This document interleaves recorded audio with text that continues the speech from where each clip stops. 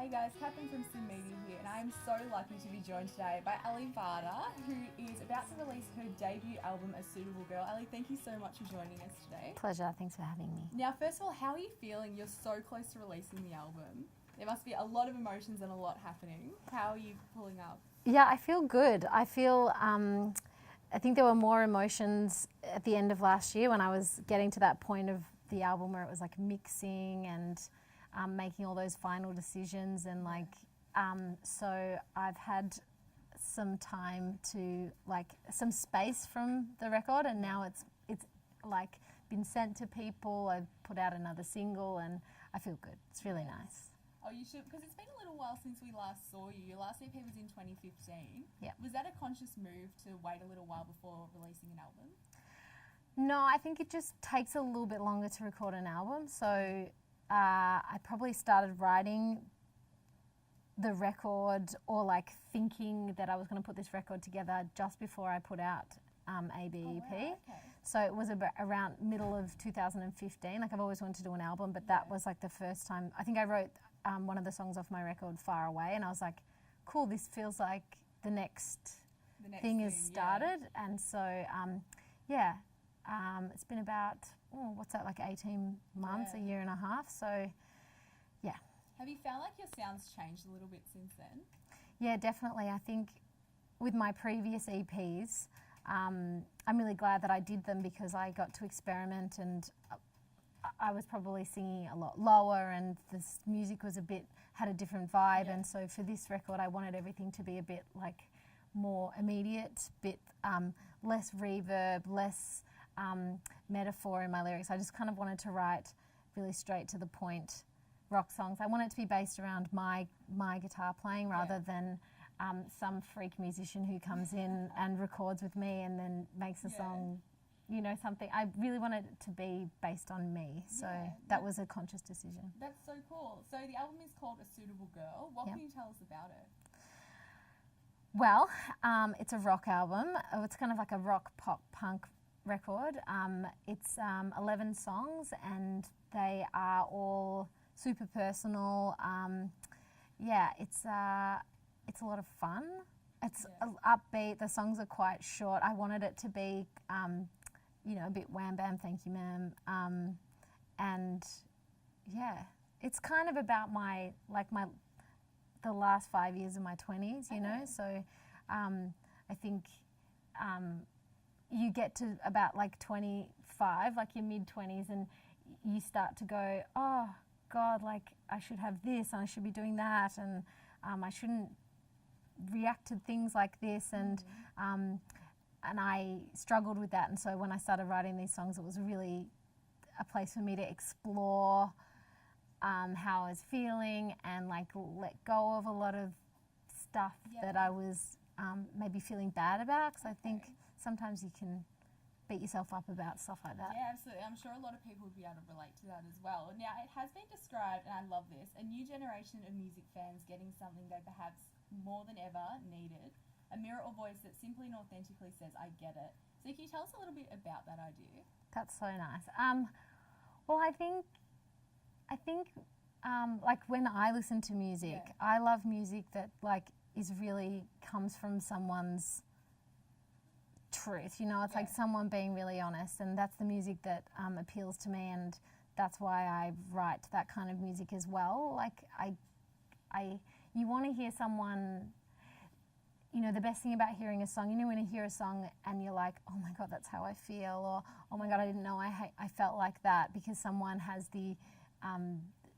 puts it into a song in a way that maybe you wouldn't be able to say out loud. Yeah, and so I love artists there's a artist from the 90s called Liz Phair, and she's so brutal in what she says, and when I listen to her, I get that from her, and I'm really glad that people get that from what I'm doing. Yeah, and when you were writing the album, was that something that you wanted to keep in mind, that you wanted to, have issues that you could relate, and other people, when they listen, would know exactly what you were talking about? Yeah, and I think it got to a point after 3 EPs where I was writing songs, and I was I had to ask myself that question. I'm like, what are you saying? What are you actually saying? And I wasn't thinking about the audience then. I was really thinking about that for myself. it comes a point where you have to like get really honest with yourself and be like, what am I about? Like, why am I doing this? Who am I? Blah, blah, blah, blah, blah. And so that's what these songs are. That's really, you know, trying to figure out like, what is the point of what I'm doing? And honesty was a big part of that, like being honest. Absolutely. And you do cover some quite, you know, proper issues. So like your single Girly Bits, which is amazing. You released that towards the end of last year. Yeah. It talks a lot about body image and it has some really resonating lyrics. So what was your inspiration behind that song?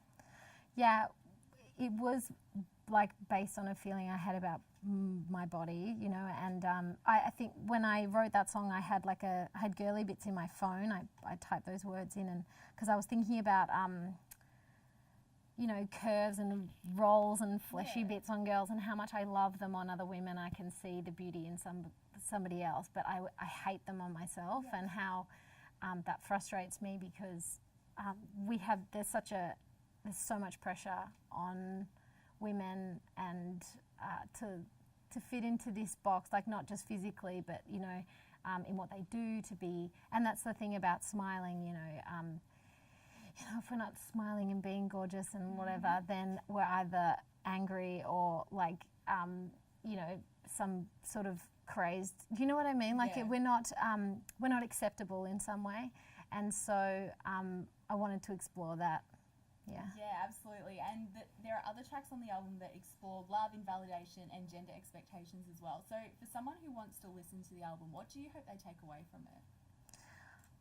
I hope that they can listen to it and identify and be like, you know, this is a normal feeling, and I don't feel bad about it. Like, I think we spend too much time trying to, you know, fix things about ourselves and, you know, meditate feelings away and like not maybe minimize things. And it's okay to be angry about stuff. It's okay to be like, I'm sick of standing next to my boyfriend or girlfriend or whatever, and a man talk to the male person in the conversation rather than direct the thing at me. Yeah. Or I'm sick of feeling like I'm not good enough, or I'm sick of feeling like I'm fat, or you know what I mean, because I have this social idea in my head that I have to be a certain way. And also I feel angry, or I feel jealous, or I feel whatever, because I feel bad about feeling jealous. And it took me a really long time to be like, jealous is a normal feeling, like everybody feels jealous, and it's okay, and it doesn't mean you're a bad person. I think that's the point of the album. I just really wanted to be honest so that other people can be like, I feel like that too. Yeah, absolutely. And like, if that doesn't give people enough incentive to go buy the album, the physical copy, I believe, does come with the first issue of your own zine. Yes. What can you tell us about that? So I had this idea to make a zine. Zines are like little DIY magazines that have ideas in them, and so I wanted to make 11 based on every track of the album, and interview amazing women that I know doing cool stuff, and I do like a little book review, like interesting things. It's sort of based around things that have inspired me, and women that have inspired me, and art and music that's, you know, it's just a bit of fun. So yeah. And why was it something that you wanted to include with the album?